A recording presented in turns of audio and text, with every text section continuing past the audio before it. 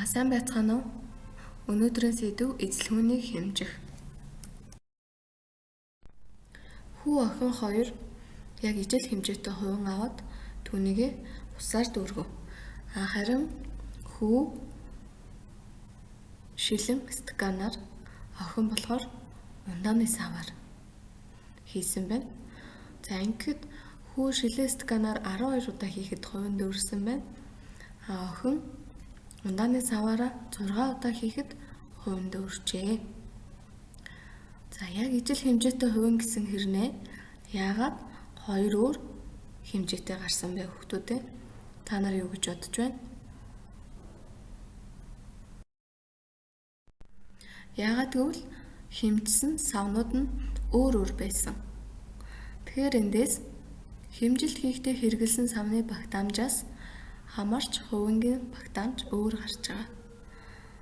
За ийм учраас ямар нэгжээр хэмжснээ тооны ард заавал бичиж өгөх хэрэгтэй. Хүү стаканаар хэмжсэн учраас 12 стакан гэдгийг бичнэ. Охин ундааны саваар хэмжсэн учраас 6 ундааны сав гэж бичих хэрэгтэй. Шингэнийг хэмжих нэгж. Шингэн зүйлийг хэмждэг үндсэн нэгж нь литр юм. Литрийг ингэж тэмдэглэнэ. Харин бага хэмжээтэй шингэнийг миллилитрээр хэмждэг. Миллилитрийг ингэж тэмдэглэнэ. Жишээлбэл ягны багтаамж 250 мл, халбаг 80 мл. За тарианы хэмжээ бэ. 10 мл, 15 мл, 30 мл гэх мэт тарианы хэмжээнүүдийг миллилитр гэсэн нэгжээр хэмжигнэ. Литр ба миллилитрийг шилжүүлэх. 1 литр нь 1000 мл-тэй тэнцүү. Дараах савыг ажиглая. Энэ бол хуваарийг зааж өгсөн хуваартай сав. Баруун талд 1 литр, зүүн талд 1000 мл гэсэн хуваарийг зааж өгсөн байна. Энэ сав нь 1 литр буюу 1000 мл-ийн багтаамжтай сав юм байна. За бусад савнуудыг ажиглаарай. 1 литр сүү, 1000 мл багтаамжтай төмөр сав, 1000 мл багтаамжтай сүүний шанага, 1 литрийн багтаамжтай сав байна.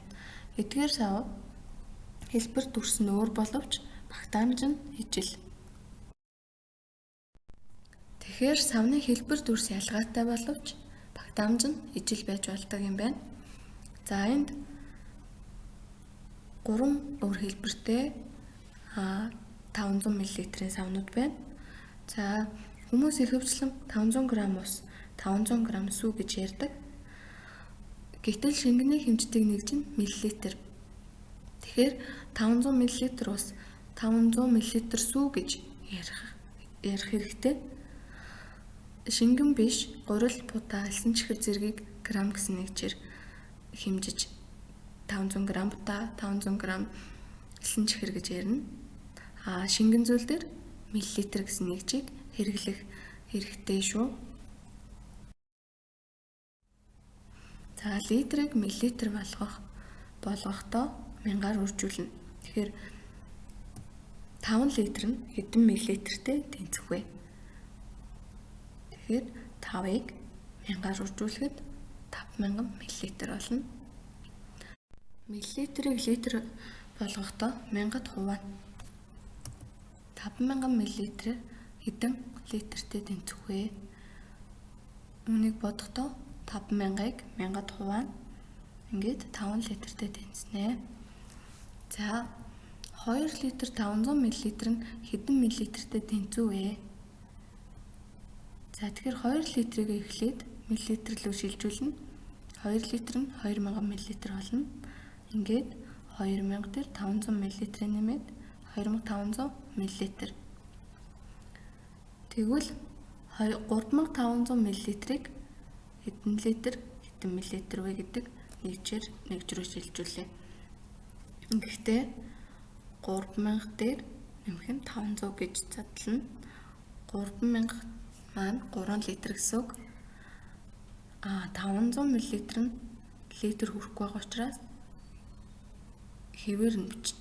Ингээд 3 литр 500 мл-тэй тэнцүү юм байна. За дээрх бичлэгийг үзээд дараах дасгалуудыг бие дааж хийгээрэй. Сургуулийн 444, 445, 446 дугаар дасгалуудыг мөн хийгээд багштай шалгуулнаа.